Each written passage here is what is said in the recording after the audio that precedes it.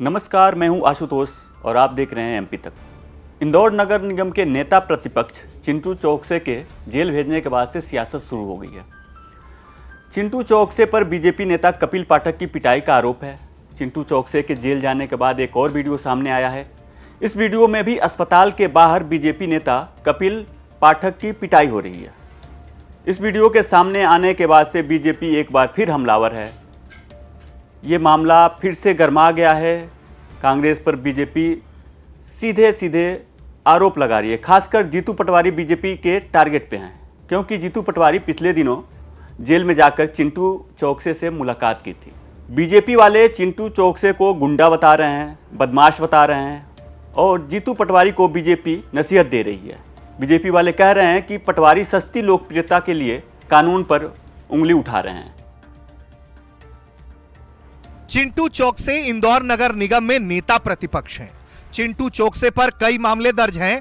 इन मामलों में थाना ग्वालटोली में आईपीसी की धारा 324, 294, 506, थाना छोटी ग्वालटोली में ही आईपीसी की धारा 323, 294, 506, 34, थाना हीरानगर में आईपीसी की धारा 341, 294, 324, 506 और 34। इसके अलावा SC/ST एक्ट छोटी ग्वालटोली थाना में आईपीसी की धारा 451, 323, छोटी ग्वालटोली थाना में ही आईपीसी की धारा 506, हीरानगर थाने में आईपीसी की धारा 294, 323, 506, 34, हीरानगर थाने में ही एक और मामले में आईपीसी की धारा 128, 34, हीरानगर थाने में एक और मामला जिसमें आईपीसी की धारा 294, 352, 506 और 34, एमजी रोड थाने में आईपीसी की धारा 341, 34, रावाजी बाजार थाने में आईपीसी की धारा 147, 149, 353 और हीरानगर थाने में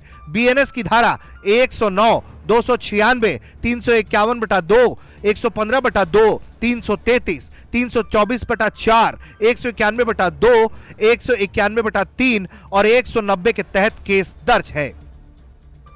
आप इस पे चिंता कीजिए कि कांग्रेस का एक समय इंदौर शहर में चेहरा होते थे राम नारायण तिवारी, गंगाराम तिवारी, ललित जैन, चंद्रप्रभात शेखर, यज्ञदत्त शर्मा, और अब आपके चेहरे कौन है? शराब माफिया, अपराधी, गुंडे, और ये लोगों की आप तरफदारी कर रहे हो। फिर क्यों ना हो, आपकी विधानसभा में और आपके परिवार में भी कई अपराधी खुलेआम घूम रहे हैं। गंभीर धाराओं पे मुकदमे दर्ज होने के बाद खोट खुद में हो तो बुराई जमाने में नजर आती है। बीजेपी के आरोपों को कांग्रेस ने सिरे से खारिज किया है। कांग्रेस का दावा है कि बीजेपी जिन मामलों की बात कर रही है वो राजनीतिक साजिश के तहत दर्ज कराई गई है। नेता प्रतिपक्ष चिंटू चौकसे पर जो एफआईआर दर्ज की गई उसमें समय 9:30 बजे का बताया गया, जबकि उस समय 9:30 बजे वो एक मंदिर के भंडारे में व्यस्त थे, धार्मिक आयोजन में व्यस्त थे। उसके बाद एक विवाह समारोह में एक व्यक्ति दो स्थानों पर एक समय कैसे हो सकता है, बड़ा सवाल खड़ा करता। कुल मिलाकर देशपूर्ण कार्रवाई की गई है।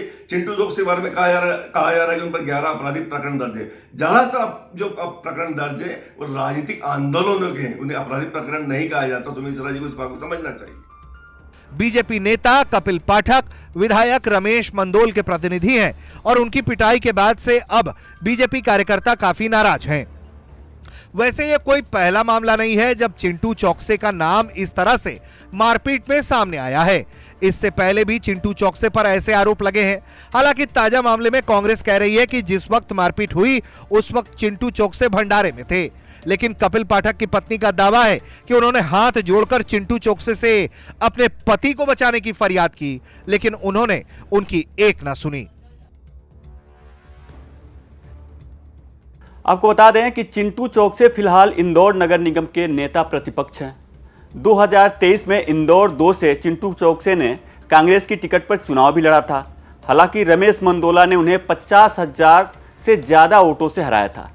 इससे पहले भी चिंटू चौकसे रमेश मंडोला के सामने चुनाव में उतर चुके हैं। रमेश मंडोला ने उन्हें तब 71,000 वोटों से हराया था। चौकसे दिग्विजय सिंह के खेमे से आते हैं, अक्सर नगर निगम में हंगामे की वजह से चर्चा में रहते हैं।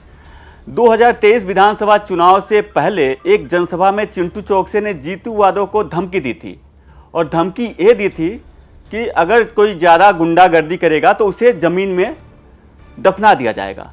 चिंटू चौकसे के इस धमकी के बाद से भी उस समय काफी विवाद हुआ था। एमपी की खबरों के लिए देखते रहिए एमपी तक।